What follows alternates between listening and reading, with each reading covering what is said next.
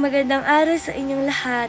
Ngayong araw, ating tatalakayin na isang mahalagang bahagi ng ating kasaysayan, ang kolonyalismo at imperialismo, na bumago sa takbo ng mundo at sa buhay ng mga maraming bansa. Tara't alamin natin kung paano ito nagsimula at ano ang mga naging epekto nito sa ating kasaysayan. Noong unang panahon, nagsimula ang masalimot na yugto ng kolonyalismo at imperialismo. Maraming bansa sa Europa ang sumakop sa mga bahagi ng Asya, Africa at Latin America. Sa bawat pananakop, nagtatag sila ng mga kolonya, pati na rin ng sariling pamahalaan, ekonomiya at sistema ng lipunan upang palawakin ang kanilang mga kapangyarihan. Bang nito, nagbukas ang bagong yugto ng ugnayang internasyonal at kapabago sa kasaysayan. Ngunit ito ay nagdulot ng kagbaan ng politika at ekonomiya. Ang ibig sabihin nito ay dahil sa pag-isbang nito, nagkaroon ng bagong internasyonal na relasyon sa kasaysayan. At gayon man, nagdulot ng politikal at ekonomiya na pagtunggalioon. Ang imperialismo ay isang mas pangkalahatan at malawak na konsepto ng nagsisilbing lente ng pang-aagaw at pangangalakal.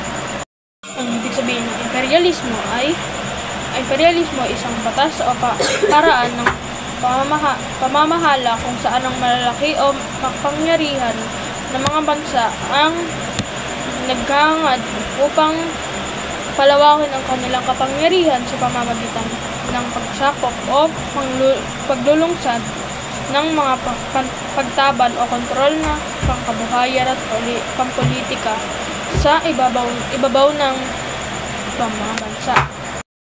Ang kolonyalismo ay isang konsepto kung saan ang isang bansa ay nagtutungo sa ibang teritoryo at nagtatatag ng sariling sistema ng pamahalaan, ekonomiya at lipunan na nagbubukas ng daan para sa mga pag-aari at pagsasakop.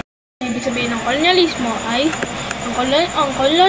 kolonyalismo ay ang tuwirang pananakop ng isang bansa sa iba upang mapagsamantalahan ang yaman nito o makuha rito ang ibang pangangailangan ng mananakop. Kinokontrol ng mananakop ng bansa ang mga tao o lugar. Kadalasang itinatatag ang mga kolonya na kadalasan para sa pagbubuting estratehiya at ekonomiko. Ang bituwirang kolonyalismo ay isang mas masalimuot na anyo ng pang-aalipin. Naglalagay ito ng malalim na impluwensyang pang-ekonomiya o pang-kultura. Ang ibig sabihin nito ay ang isang bansa ay iniimpluwensyahan ang isa, pero hindi ito sinasakop ang mga teritoryo nito. Ang halimbawa ito ay ang Britanya, kung saan dinala nito ang kulturang nito sa mga dayuhang negosyante na hindi sinasakop ang kanilang kultura. Kolonyalismo. Ang kolonyalismo ay may karaniwang kaugnayan sa pagsasakop sa isang tiyak na teritoryo. Ang ibig sabihin nito, ang kolonyalismo ay isang konsepto na kung saan ang isang bansa ay nagtutungo sa ibang teritoryo at nagtatatag ito ng sariling sistema ng pamahalaan, ekonomiya at lipunan na nagbubukas ng daan na para sa pag-aari at sa pagsasakop. Tuwirang kolonyalismo. Ang tuwirang kolonyalismo ay isang pangyayaring umiiral kapag ang isang bansa ay parasang nananakop at nagtatatag ng sariling pamahalaan sa teritoryo ng ibang bansa. Ang ibig sabihin ng tuwirang kolonyalismo ay parang nagpapadala ang mga mananakop ng mga opisyal sa sinakop na bansa upang mamahala ng direkta sa sinakop na lugar. Halimbawa nito ay ang mga Kastila na nagpapadala ng mga opisyal sa nasakop nilang lugar. Kolonyalismo, pagtatag ng sariling kapangyarihan at kontrol sa isang lugar. Ito ay madalas na nangyayari sa pamamagitan ng parasang pagsakop. Ang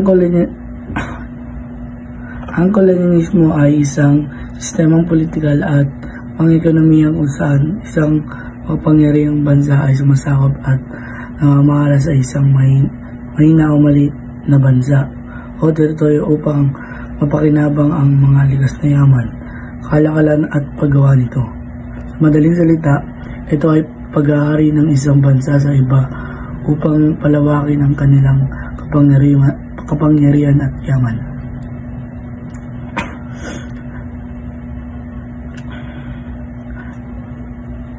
Bakit nagawa ng mga bansa ang kolonyalismo? Gusto nilang makuha ng maraming likas na yaman, ginto, pilak, pampalasa, tabako, ATBP, at gawing pamilihan ang mga sinakop na bansa para sa kanilang produkto.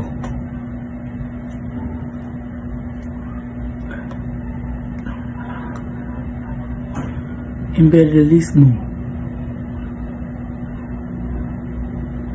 Ang imperialismo ay isang patakaran o sistema kung saan ang kamangyarihan ng bansa ay nangibabaw o kumukultura sa politika, ekonomiya at kultura ng isang mahina o maliit na bansa, kahit hindi ito direkto sinasakop.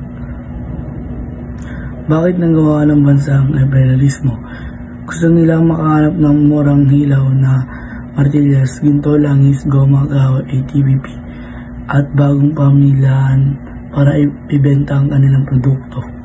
Malawak at maaari magkaroon ng iba't ibang anyo. Maaring ito ay pang-ugnay ng yaman, pangalakal o ekonomismo, pampolitiko nang hindi kailangan magtatag ng bagong pamahalaan. Halimbawa nito, ito ay mas malawak kaysa sa kolismo at maaring magpakita sa iba't ibang paaralan, tulad ng pagkontrol sa yaman o politika ng ibang bansa.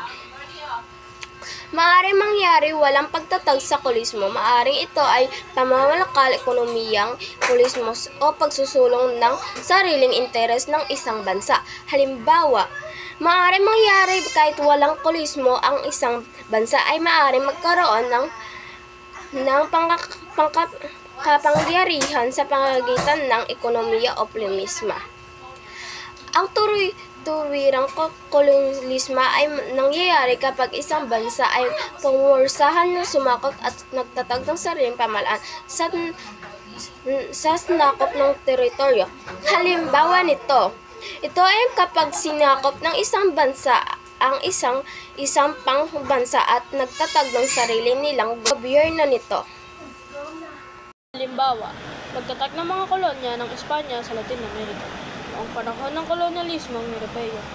Ang dituwirang kolonyalismo ay nangyayari kapag isang bansa ay nagtataguyod ng sariling interes sa ekonomiya, kultura o politika ng ibang bansa na hindi kinakailangan manakop ng persahan.